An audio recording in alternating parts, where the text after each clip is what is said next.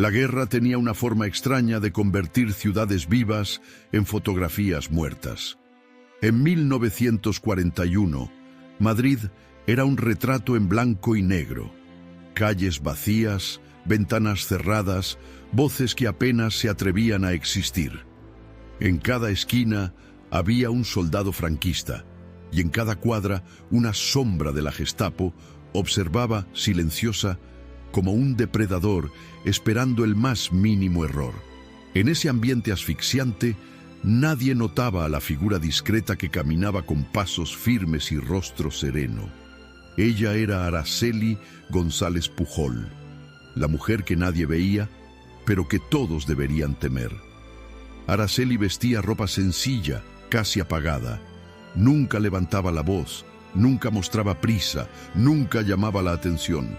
Era eficiente como el viento, pasaba, tocaba, movía cosas y desaparecía antes de que alguien pudiera sospechar. Pero detrás de aquel silencio calculado había una mente afilada, capaz de analizar en segundos el comportamiento de los soldados, las rutas de patrulla y el flujo de información que cambiaba cada día por las calles de la capital. Mientras el pueblo sufría, Araceli lo observaba todo con los ojos de quien ya había decidido de qué lado de la historia iba a luchar.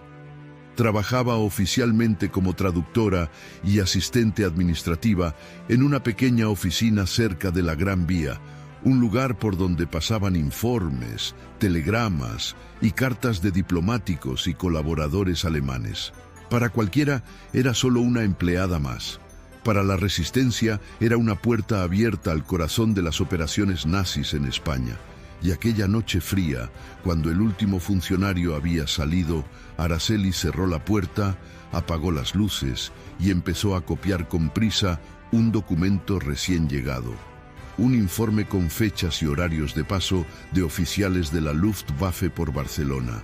Mientras sus manos se movían, escuchó pasos en el pasillo. Se detuvo de inmediato. El silencio se volvió denso, como si toda la ciudad contuviera la respiración con ella. La manija giró levemente, pero la puerta estaba cerrada. El intruso desistió y siguió su camino. Araceli exhaló con suavidad y sonrió. Estaba acostumbrada a ese tipo de riesgo.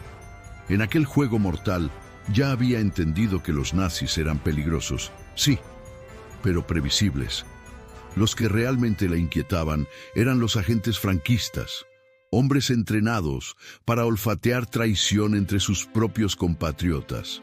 Más tarde, ya en las calles, Araceli caminó hacia un café escondido en un callejón estrecho. Luces débiles, olor a tabaco y murmullos apagados llenaban el ambiente. Se sentó sin mirar a nadie. Un hombre se acercó con pasos discretos y dejó una caja de fósforos sobre la mesa. Dentro había solo un papel. Mañana, frontera. Información urgente. Araceli cerró la caja, se levantó y salió sin pronunciar palabra. En el camino de regreso a casa se cruzó con dos agentes alemanes recién llegados. Uno de ellos la miró con desconfianza, pero Araceli respondió con una sonrisa tímida, casi servil, el tipo de gesto que una mujer subestimada haría sin pensarlo. El soldado apartó la mirada de inmediato. Para él no era más que una española común, insignificante, y eso era exactamente lo que hacía a Araceli tan efectiva. Nadie teme lo que cree débil. Lo que ellos no sabían era que, esa misma noche, mientras dormían tranquilos en sus alojamientos, aquella mujer discreta llevaba información capaz de derrumbar operaciones enteras. Y así, invisible para todos, Araceli dio el primer paso de una guerra que vencería con inteligencia, coraje y silencio. El espionaje no empieza con armas, explosiones ni códigos complejos. Empieza con algo mucho más simple, la confianza equivocada de un tirano. Y Araceli sabía exactamente cómo manipular eso. En una época en la que hombres autoritarios creían que las mujeres eran incapaces de entender asuntos militares, ella encontró su ventaja más poderosa: Donde ellos veían debilidad, ella veía camuflaje.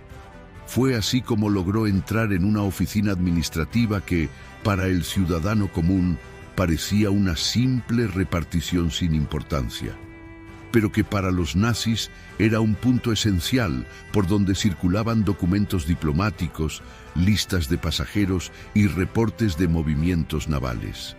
España, oficialmente neutral, funcionaba como corredor silencioso para agentes alemanes que entraban y salían del país. Y Araceli estaba justo en el centro de ese flujo, caminando entre mesas llenas de papeles que podían decidir el destino de cientos de vidas. En el primer mes descubrió algo crucial. Los alemanes subestimaban por igual a los españoles y a las mujeres españolas. Llegaban con arrogancia, pidiendo traducciones, revisiones y recomendaciones como si estuvieran hablando con alguien intelectualmente inferior. Araceli nunca discutía, simplemente bajaba la cabeza, aceptaba la tarea y observaba cada palabra con ojos de águila. Un día, un oficial nazi golpeó la mesa con impaciencia, entregándole un informe repleto de números y anotaciones. «Fräulein, esto debe enviarse hoy. Está lleno de errores. Corríjalo». «Claro, señor, lo revisaré», respondió ella en voz suave. Apenas el oficial salió, Araceli analizó el documento con cuidado. Era un cronograma de desembarco de suministros y municiones en puertos españoles, información destinada a colaboradores franquistas. Pero había una brecha perfecta. Los horarios eran demasiado ajustados. Notó que si cambiaba unos minutos aquí, unos números allá, toda la operación quedaría desfasada, sin aparentar sabotaje. Un retraso imperceptible, pero fatal. Con una precisión casi quirúrgica, Araceli modificó fechas, rutas y tiempos de desplazamiento. El documento falso fue enviado. El verdadero lo guardó en su bolsillo, doblado como una carta peligrosa. Esa noche, caminó por los callejones de Madrid hasta entregar el papel a un agente de la Resistencia. «¿Estás seguro de estos datos?», preguntó él nervioso. «No, pero ellos sí, y eso basta», respondió ella con una leve sonrisa. Días después comenzó el caos.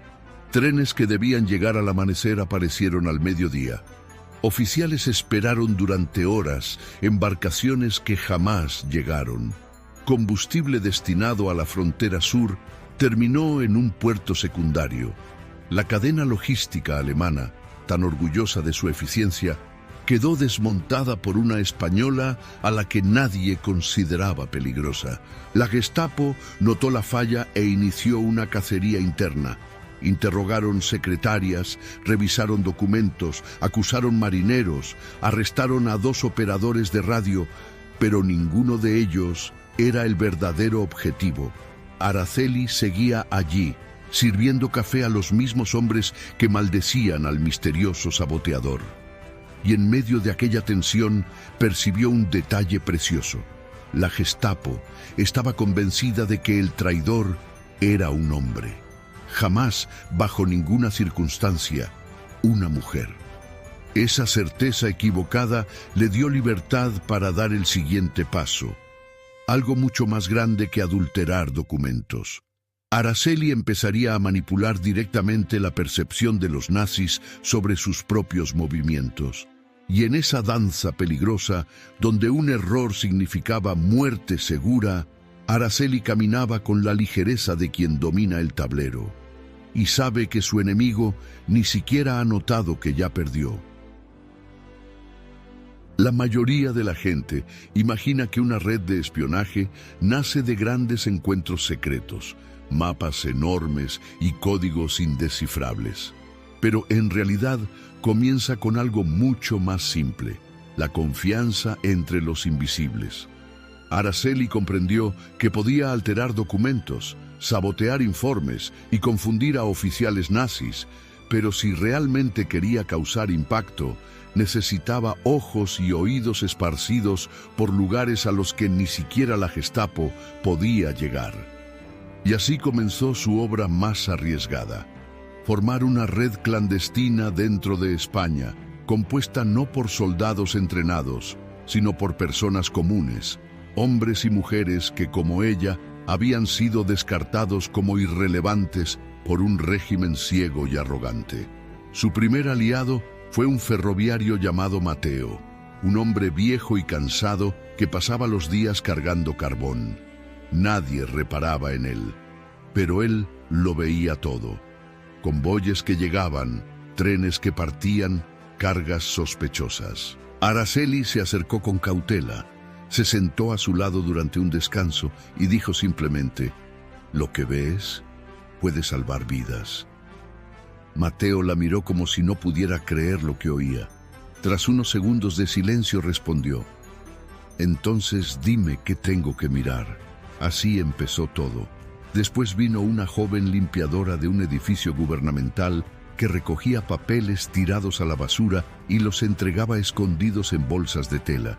También se unió un mecánico que reparaba camiones utilizados para transportar armas. Y más tarde, campesinos de los Pirineos, capaces de detectar cuando patrullas alemanas cruzaban senderos secretos en la frontera. Ninguno de ellos era espía profesional, pero todos tenían algo que Araceli valoraba por encima de cualquier habilidad: el coraje de hacer lo que el mundo entero temía. La red creció lentamente, como raíces avanzando bajo la tierra. Nadie se conocía entre sí, nadie sabía el nombre del otro. Solo Araceli unía las piezas, organizaba la información, memorizaba cada dato y transformaba pequeños fragmentos en mapas capaces de prever ataques, calcular rutas de escape e identificar movimientos sospechosos. Uno de los momentos más tensos ocurrió cuando un joven mensajero, nervioso, se acercó a ella en un almacén abandonado. Las manos le temblaban tanto que apenas podía hablar. «Señora Araceli, yo creo que me siguen». Araceli respiró hondo, analizó al chico por un segundo y respondió con firmeza: «Escúchame, si te siguen no mires atrás, no corras, actúa como si no supieras nada. Y si me detienen, entonces di que llevas pan, nadie registra pan». Ella tomó el sobre, caminó hacia la salida y no miró atrás ni una sola vez. Al pasar junto a una patrulla franquista, sonrió con la misma timidez que siempre la protegía. Los soldados la ignoraron. La mujer que llevaba secretos explosivos pasó frente a ellos como si fuera solo otra española cualquiera volviendo a casa. Con el tiempo, la red de Araceli comenzó a interferir directamente en operaciones nazis. Bajo sus instrucciones, sabotajes discretos ocurrieron en líneas ferroviarias, causando desvíos y retrasos. Investigaciones secretas fueron frustradas gracias a información falsa colocada en el momento exacto, y ciertas rutas de transporte de oficiales alemanes fueron modificadas sin que nadie lo notara, enviando tropas enteras a lugares innecesarios. Uno de los aliados franceses le envió un mensaje codificado, escrito con prisa: «Tu trabajo ha desorientado a un batallón entero. Los alemanes creen que es un error interno». Araceli lo leyó en silencio. No mostró reacción. Simplemente guardó el papel, cerró los ojos y respiró hondo. Sabía que cada pequeña victoria tenía un precio. Cuanto más daño causaba, más cerca estaba de ser descubierta. Y a medida que su influencia crecía, los nazis empezaron a escuchar rumores sobre una figura fantasma que circulaba por España, manipulando información sin dejar rastro. La Gestapo inició investigaciones, oficiales españoles fueron presionados, agentes infiltrados comenzaron a husmear en busca de cualquier actividad clandestina. Pero nadie sospechaba de ella, nadie jamás sospecharía, porque Araceli no era vista, no era recordada, no era considerada. Y fue exactamente eso lo que permitió que su red cruzara fronteras, alcanzara Francia, se conectara con grupos de la resistencia y se convirtiera en una amenaza real, una amenaza tan silenciosa como mortal. La guerra silenciosa de Araceli avanzaba con precisión, pero cada golpe acertado despertaba más furia en el enemigo. Los nazis estaban acostumbrados a controlarlo todo, a vigilarlo todo, a aplastar cualquier resistencia que osara aparecer. Pero ahora se enfrentaban a algo que no podían comprender, un enemigo sin rostro, sin nombre, sin patrón.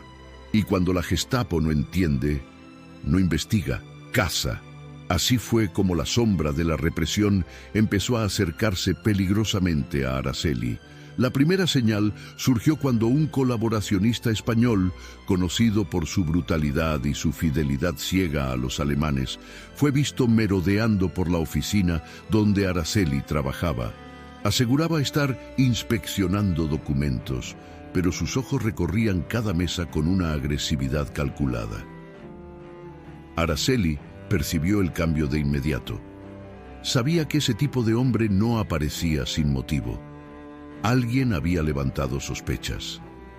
Alguien había mencionado que información estaba filtrándose. El aire a su alrededor parecía más pesado que nunca. Esa tarde, mientras organizaba carpetas, escuchó pasos firmes resonando en el pasillo. Un escalofrío recorrió su espalda. 2 hombres entraron en la sala, vestidos con abrigos oscuros, postura rígida, mirada penetrante. No eran soldados españoles, eran alemanes, y no cualquier alemanes. Eran agentes de la Gestapo. El silencio era tan profundo que Araceli pudo oír su propio corazón golpeando dentro del pecho. «Guten Tag, Fräulein González». La voz del hombre era demasiado tranquila, como quien ya conoce las respuestas antes de formular las preguntas. «Necesitamos hacerle unas preguntas». Araceli mantuvo la mirada dócil, casi ingenua, como siempre hacía. Se entregó por completo al papel de mujer subestimada. ¿Preguntas? Claro. ¿He cometido algún error en mis traducciones? Los agentes se miraron entre sí, sorprendidos por su serenidad. Exactamente el efecto que Araceli buscaba. Comenzaron a interrogarla sobre documentos recientes, nombres de oficiales, rutas de transporte. Preguntas simples, pero cargadas de trampas. Si demostraba saber demasiado, sería sospechosa. Si sabía demasiado poco, sería incompetente. Era un juego mortal de equilibrio. Araceli respondía con exactitud calculada. Lo suficiente para parecer eficiente, pero nunca tanto como para mostrar que entendía el valor estratégico de los papeles que pasaban por sus manos. En un momento, uno de los agentes colocó un sobre la mesa. «Este informe fue alterado. Queremos saber quién tuvo acceso». Araceli miró el papel como si lo viera por primera vez, aun sabiendo que era la copia adulterada que ella misma había creado. «Muchos lo vieron, señor. Yo solo pasé la versión final a máquina. ¿Y quién lo revisó antes que usted?» «Creo que el señor Ramírez, pero no estoy segura». Ella mentía con una naturalidad escalofriante. No temblaba, no dudaba, no desviaba la mirada. Los agentes anotaban todo, atentos a cualquier microexpresión que revelara culpa. Pero Araceli era un espejo en blanco. La Gestapo estaba acostumbrada a intimidar a hombres endurecidos, soldados marcados por la guerra, disidentes desesperados. No estaban preparados para alguien que no reaccionaba como víctima, porque ya se había convertido en cazadora. Al final del interrogatorio, los agentes se levantaron con lentitud. «Si recordara algún detalle, por insignificante que sea, infórmenos». «Por supuesto, señores». Caminaron hasta la puerta, pero antes de salir, uno de ellos se volvió y la observó durante largos segundos. Araceli sintió aquella mirada como una hoja afilada recorriendo su apele. Por un instante, temió que hubiese descubierto algo, pero entonces el agente sonrió apenas. Una sonrisa cínica, complacida, de quien está convencido de que tiene frente a sí a una mujer inofensiva. Cuando los pasos desaparecieron en el pasillo, Araceli escuchó una frase que confirmó que su disfraz seguía intacto. No puede ser ella, es demasiado simple. Cuando quedaron solos, Araceli cerró lentamente la puerta, respiró hondo y permitió que sus manos temblaran, solo por 3 segundos. Era humana después de todo, y sabía que ese día había caminado al borde de un abismo profundo. Pero también sabía algo mayor. Si la Gestapo había interrogado a la persona equivocada, significaba que su disfraz era perfecto. Esa noche envió un mensaje a la resistencia francesa con una advertencia clara. Se avecina tormenta. Reduzcan movimientos. La guerra estaba a punto de cambiar, y Araceli estaba en el ojo de ese huracán, firme, silenciosa y preparada para engañar al enemigo una vez más. El interrogatorio de la Gestapo había terminado, pero sus consecuencias resonaron por todo Madrid como un trueno distante. Araceli había escapado, pero no sabía que aquel sería apenas el primer golpe de una tormenta mucho más oscura. Porque la guerra no perdona, no espera, no elige, simplemente toma. Y en ese momento estaba a punto de arrancarle algo a ella. Días después, uno de sus contactos más antiguos, un profesor republicano llamado Julián, no apareció en el punto de encuentro. Él era el encargado de transmitir mensajes desde la frontera francesa y verificar la autenticidad de documentos sospechosos. Era discreto, cuidadoso, experimentado. El tipo de hombre que jamás se atrasaba. Cuando Araceli llegó a la taberna clandestina y no lo encontró, sintió la primera punzada de inquietud. El dueño del local solo negó con la cabeza en silencio, evitando mirarla. Araceli decidió marcharse de inmediato. En el camino, notó un movimiento inusual en las calles. Guardias franquistas formando cercos, camiones militares cruzando avenidas estrechas y una presencia evidente de oficiales alemanes. Algo estaba pasando. Su instinto, afinado por la supervivencia, le advirtió que el horror estaba cerca. Y no tardó mucho en confirmarse, afilado como una cuchilla. A la mañana siguiente, un panfleto pegado a toda prisa en un poste trajo la noticia que más temía. Julián había sido detenido. Acusado de colaborar con elementos contrarios al Estado, sería interrogado en un centro que todos conocían y que todos temían. Cuando Araceli leyó aquellas palabras, el mundo a su alrededor pareció desacelerar. El ruido de las calles, los pasos de la gente, el canto lejano de un vendedor. Todo se volvió gris, pesado, aplastado por el dolor silencioso que atravesó su pecho. Sabía lo que le esperaba al profesor. Sabía también que su captura podía provocar la caída de toda la red. Por un instante consideró huir, ir a Francia, empezar de nuevo en otro lugar, pero la idea desapareció tan rápido como surgió. Huir no salvaría a nadie, y Araceli nunca había sido el tipo de mujer que abandona a los suyos. Esa misma tarde trazó un plan desesperado. Si lograba acceder a la lista de interrogatorios, podría descubrir quién estaba bajo el foco de la Gestapo y si Julián había revelado algo. Se infiltró en el edificio administrativo donde se guardaban los registros, mezclándose entre secretarios y empleados que corrían de un lado a otro sin fijarse en ella. El ambiente era caótico, informes urgentes, oficiales entrando y saliendo con órdenes confidenciales, documentos apilados en montones enormes. Aprovechando un pasillo vacío, Araceli entró en una sala cerrada y comenzó a revisar cajones con rapidez.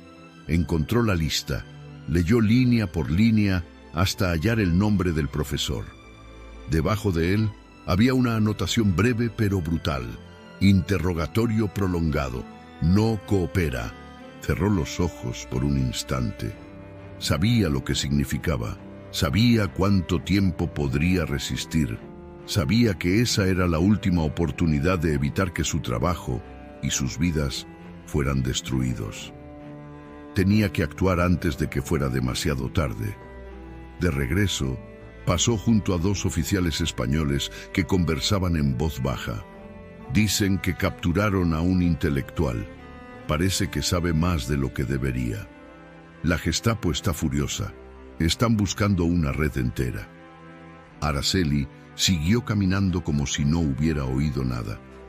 Pero por dentro ya visualizaba el mapa completo de su red, evaluando cada punto débil, cada enlace que debía ser cortado, cada persona que tendría que desaparecer temporalmente. La guerra no daba opciones. Quien no se movía, moría. Cuando cayó la noche, Araceli reunió a dos colaboradores de confianza en un almacén abandonado. Sus rostros reflejaban la luz tenue de una lámpara, creando sombras largas que parecían seguir cada movimiento. Julián cayó. Dijo sin rodeos. El silencio fue absoluto. «¿Qué hacemos?», preguntó Mateo con la voz cargada de miedo. Araceli respiró hondo. «Lo sacaremos de ahí, pero antes debemos borrar toda huella de él». Pasó horas reorganizando rutas, quemando notas, deshaciendo conexiones, transfiriendo documentos a nuevas manos. Era como desmontar una casa entera en la oscuridad, con el enemigo en la puerta. Cada movimiento debía ser perfecto, cada decisión definitiva. Al final de la noche, sola en su habitación, Araceli miró sus manos temblorosas y murmuró en un susurro: «Perdóname, Julián. Aguanta un poco más». Pero la guerra no espera a nadie. Y lo que estaba por venir cambiaría para siempre la forma en que Araceli veía su lucha y su propio límite. La captura de Julián no solo estremeció a Araceli, rompió algo dentro de ella. El dolor silencioso se transformó en un enfoque absoluto, en una determinación fría que ardía por dentro como una brasa oculta. Si antes saboteaba con cautela, ahora planeaba con precisión mortal. No por venganza, sino porque sabía que, si no daba un golpe devastador, la Gestapo encontraría toda su red. Necesitaba atacar, y necesitaba hacerlo rápido. La oportunidad surgió semanas después, cuando un ferroviario clandestino informó que un tren alemán transportaría munición y comunicaciones codificadas desde Francia, cruzando territorio español. Era un convoy discreto, custodiado por pocos soldados, precisamente porque nadie imaginaba que España, oficialmente neutral, sería escenario de una ofensiva de la resistencia. Pero Araceli sabía que, en aquel momento de la historia, neutral era solo un eufemismo para cómplice. Entonces tomó una decisión que pocos se atreverían siquiera a considerar: organizar un ataque coordinado usando únicamente civiles, maquinistas, campesinos y mensajeros entrenados por ella misma. La idea parecía una locura, casi un suicidio, pero Araceli no vaciló. Reunió a cada miembro importante de la red en el viejo almacén que usaban como base. El aire era denso y el olor a aceite viejo se mezclaba con el miedo que todos sentían. Si este tren pasa, encontrarán a Julián y después a todos nosotros, dijo ella mirando cada rostro con firmeza. Mateo levantó la mano con duda. ¿Y si fallamos? Araceli se acercó a él. Entonces moriremos. Pero si no lo intentamos, moriremos igual. Ese fue el momento decisivo. Uno por uno, todos asintieron. No había heroísmo allí, solo supervivencia. Los días siguientes fueron devorados por la preparación. Araceli envió mensajes codificados a la resistencia francesa, ajustó rutas y memorizó horarios. Cada detalle debía ser calculado: el punto exacto de la explosión, el momento de sabotear los rieles, la ruta de escape por el bosque cerrado. Todo dependía de minutos y de un valor que nadie sabía si poseía hasta el instante crucial. La noche del ataque, una niebla espesa cubría los rieles, como si el mundo intentara ocultar lo que estaba a punto de ocurrir. Los civiles estaban en posición. 2 maquinistas leales esperaban dentro de locomotoras abandonadas, listos para bloquear la vía secundaria si el plan fallaba. La oscuridad escondía sus respiraciones. Araceli, agachada entre arbustos, observaba el horizonte con ojos atentos. El tren aparecería en cualquier momento. Cuando veas las luces, no pienses, actúa, murmuró para sí misma. Y entonces, finalmente, el sonido distante de metal desgarrando los rieles llenó el aire. El tren se acercaba, lento, pesado, cargado de soldados somnolientos y material explosivo. Cuando la locomotora entró en el tramo alterado, un chasquido seco resonó, luego otro. La estructura cedió como estaba previsto, y después, la explosión. Un destello iluminó el bosque, transformando la noche en un instante de día. El tren descarriló con un grito metálico, vagones volcándose como bestias heridas. Soldados alemanes gritaban órdenes confusas, mientras civiles escondidos lanzaban piedras para simular múltiples atacantes. El caos era perfecto. Araceli avanzó por el costado, aprovechando la confusión. Encontró el vagón de comunicaciones intacto y entró rápidamente. Dentro, papeles esparcidos, radios destruidos, alarmas sonando. Buscó hasta encontrar el cofre que contenía los documentos codificados. Con un gancho improvisado, arrancó la cerradura y metió todo en una bolsa de tela. Afuera, un soldado alemán la vio y gritó: ¡Halt! Araceli corrió, el corazón desbocado. El disparo sonó, pero golpeó solo un pedazo de metal. Ella llegó al bosque donde Mateo la esperaba. «¿Lo tienes? Todo», respondió sin aliento. Desaparecieron en la oscuridad mientras los soldados confundidos intentaban reorganizarse. El ataque fue un golpe devastador. No solo destruyó munición e información estratégica crucial para los nazis, sino que también retrasó operaciones enteras durante semanas. La Gestapo estaba furiosa. Presionaron a oficiales españoles para encontrar a los culpables, pero solo consiguieron teorías incoherentes. Y en el corazón de la operación estaba una mujer que caminaba por las calles con un abrigo sencillo y una mirada tranquila. Pero mientras el ataque fortalecía a la resistencia, también firmaba una sentencia, porque a partir de ese instante, Araceli dejó de ser la sospechosa improbable y pasó a ser el enemigo invisible que debía ser encontrado a cualquier costo. La cacería había vuelto a comenzar. El ataque al tren había sido un éxito rotundo, pero con él llegó algo inevitable. La Gestapo ahora estaba completamente obsesionada con encontrar al responsable.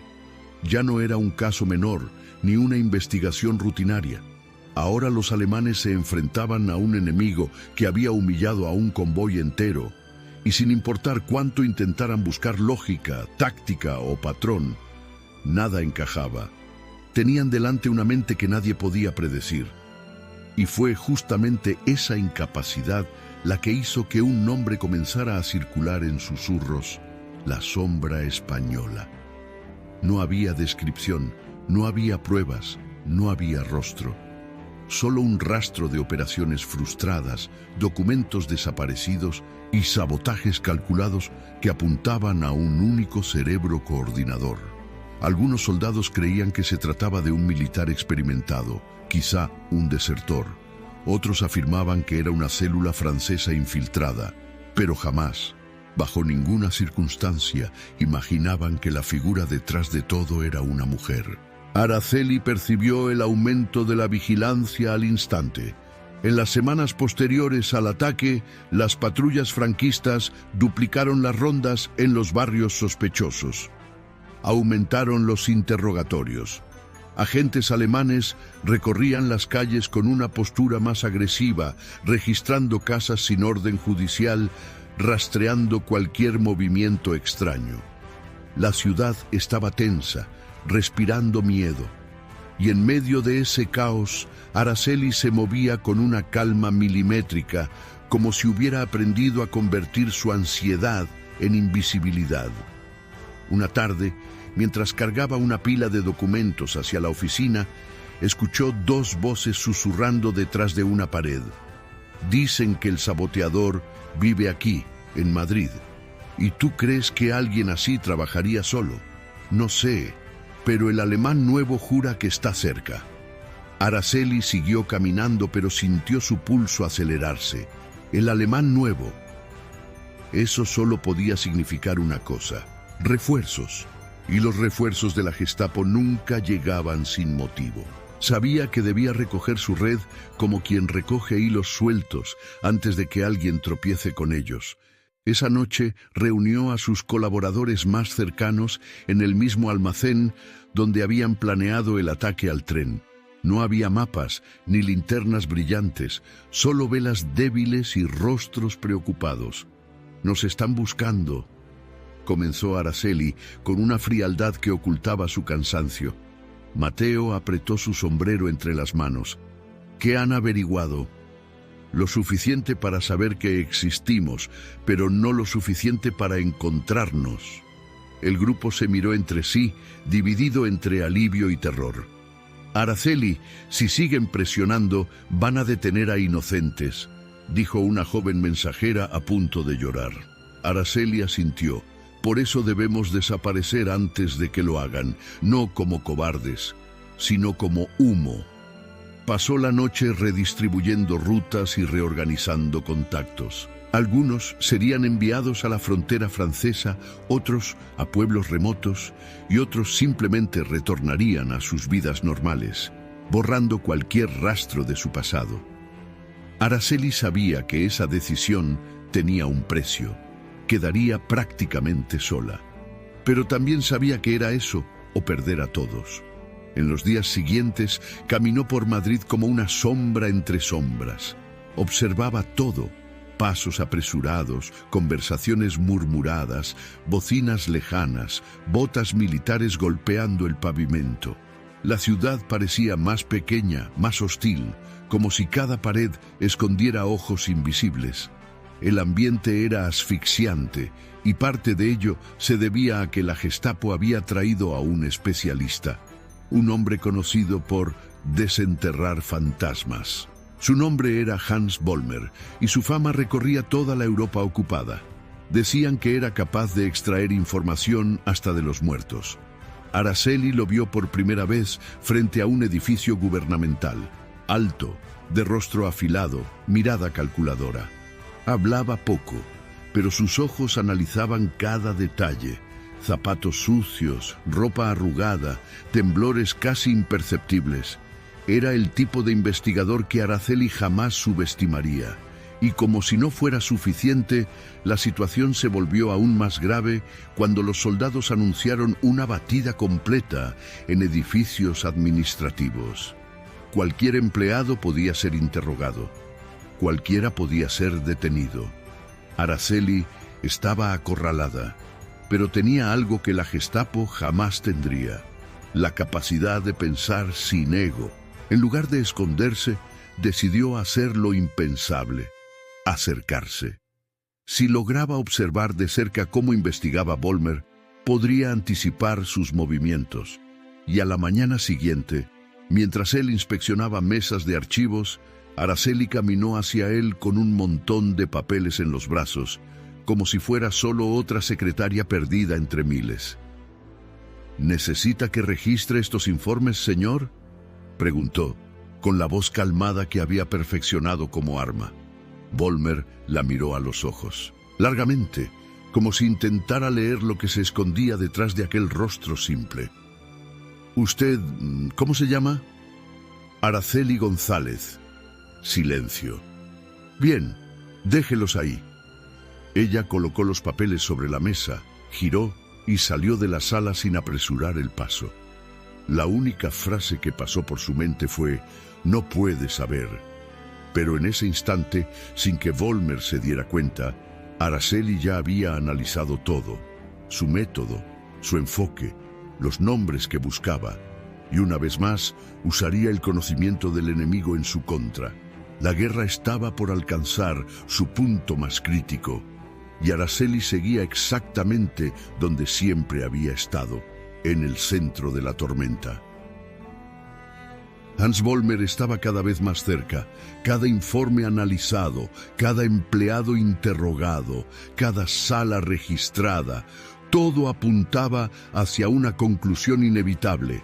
Alguien dentro de aquella estructura estaba saboteando las operaciones alemanas, y Vollmer no descansaría hasta encontrar al culpable. Araceli sentía el cerco cerrarse, sentía la respiración de la Gestapo detrás de su cuello, pero también sabía que el enemigo ignoraba algo fundamental. Ella ya había decidido su jugada final.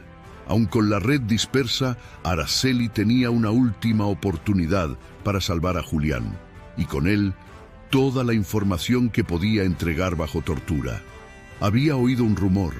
Los prisioneros serían trasladados aquella semana a otro centro de interrogatorio, más severo, más brutal, donde la supervivencia era casi imposible. Era ahora o nunca.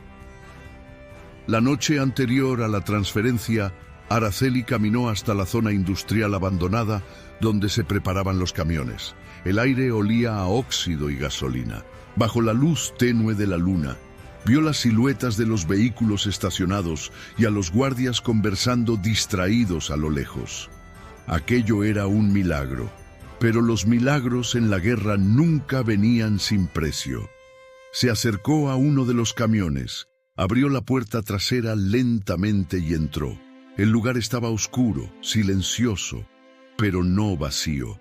Apretados en las sombras, 5 prisioneros temblaban, encadenados. Entre ellos, Julián. Su rostro estaba hinchado, la respiración corta, pero sus ojos aún brillaban con la misma terquedad de siempre. Araceli, no deberías, murmuró él casi sin voz. Ella colocó un dedo sobre sus labios. Calla, vamos a salir de aquí. Con movimientos rápidos, cortó las ataduras con una herramienta escondida en su vestido. Pero faltaba lo más difícil, pasar por los guardias sin levantar sospechas.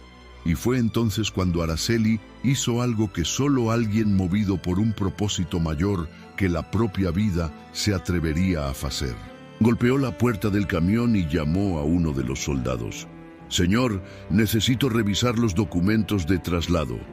Orden de la oficina». El alemán abrió de inmediato, irritado, pero sin sospechar. Era solo una española delgada, de postura tímida y voz baja. Saltó del camión para encararla. Araceli retrocedió un paso. «¿Qué documento?», gruñó él. «Este», respondió Araceli. Le entregó un papel verdadero, pero con un detalle mortal, una anotación falsa indicando que el convoy debía tomar otra ruta. Los alemanes, confiados en su propia burocracia, rara vez cuestionaban documentos oficiales. El soldado leyó, murmuró algo en alemán y llamó a su compañero. Ambos se apartaron para discutir la supuesta nueva ruta. Araceli aprovechó esos segundos preciosos para abrir la parte trasera del camión y susurrar: «Ahora, corran». Los prisioneros saltaron a la oscuridad como sombras liberadas. Araceli cerró la puerta y corrió en dirección opuesta. Su plan era simple: dispersar rastros, confundir la búsqueda, ganar tiempo. Y funcionó. Cuando los soldados perseveran que algo estava errado, os prisioneiros já estavam longe, guiados por Mateo e outros homens que aguardavam escondidos. O caos que se formou parecia cena de livro de guerra, ordens contraditórias, veículos desviados, patrulhas colidindo entre si. Vollmer ficou furioso. Liderou a caçada pessoalmente, mas Araceli era um fantasma. Na manhã seguinte, ela deixou Madrid pela última vez, caminhando sozinha por uma estrada poeirenta, com uma mala leve e um casaco fino. A cidade atrás dela continuaria engolida pela guerra, mas ela não. Ainda havia trabalho pela França. Havia aliados esperando, havia vidas para salvar. E, acima de tudo, ainda havia a liberdade. sua arma favorita. Com o tempo, outras mulheres e homens continuaram a obra que ela iniciou. A rede se reconstruiu. Novas operações foram realizadas. E cada sabotagem futura carregava um pouco do toque silencioso de Araceli. Décadas depois, documentos revelariam que a inteligência alemã acreditava que El Enemigo Espanhol era um grupo de uns 10 agentes. Jamais imaginaram que, en realidad, era una sola mujer, moviendo piezas en silencio, con la frialdad y el coraje que ellos atribuían solo a soldados experimentados. Araceli González Pujol murió lejos de los focos, como había vivido, discreta, invencible, invisible, pero su sombra sigue flotando sobre los viejos mapas de la guerra, recordando que, a veces, el arma más poderosa contra un tirano no es un ejército, es una mujer que él nunca vio venir. Nota importante. Algunos diálogos y escenas fueron dramatizados para dar ritmo, emoción y profundidad cinematográfica a la historia. Pero todos los hechos centrales, operaciones y contextos históricos son reales y están documentados. Si esta historia te conmovió, te sorprendió o te hizo ver la guerra desde otra perspectiva, deja tu like, comenta abajo qué parte te impactó más y suscríbete al canal para que más historias olvidadas, como la de Araceli, vuelvan a respirar en blanco y negro, sin filtros, sin miedo, tal como la verdad merece ser contada.